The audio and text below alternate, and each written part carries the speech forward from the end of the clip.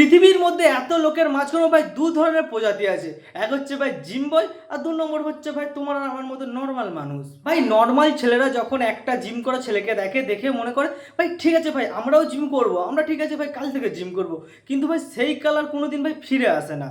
আর যদিও বা ভুল করে কেউ একদিন ব্যায়াম করে ফেলে, তাহলে ভাই সে 3-4 মাস ভাই এমনিই রেস্ট নিয়ে নেয়। তারপরে ভাই সে ভুলেই যে সে কোন দিন ভাই ব্যায়াম করেছিল।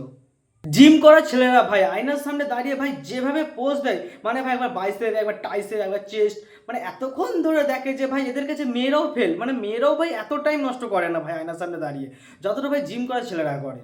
ভাই এদেরকে দেখে তো ভাই আয়নাও মনে হয় রেগে যায়, রেগে গিয়ে বলে ভাই চল জলদি নিকাল ইহাঁ সে।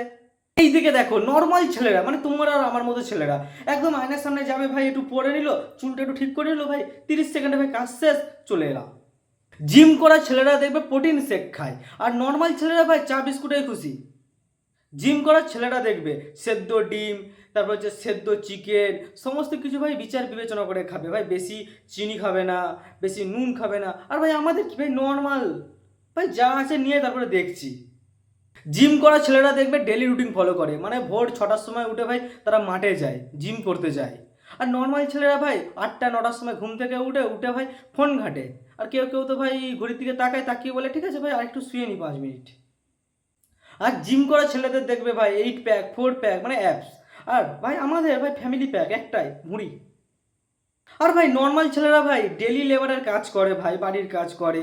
আর এদিকে ভাই যারা জিম করছে তারা টাকা দিয়ে ভাই জিমে গিয়ে ভাই ভারী ভারী জিনিস তুলছে। আর এইদিকে ভাই ডেলি লেবার যারা চাষিবাসি আছে তাদের ফিগারগুলো দেখবে, হয়তো মাসল বেশি থাকে না, কিন্তু ভাই মারাত্মক কাটিং থাকে।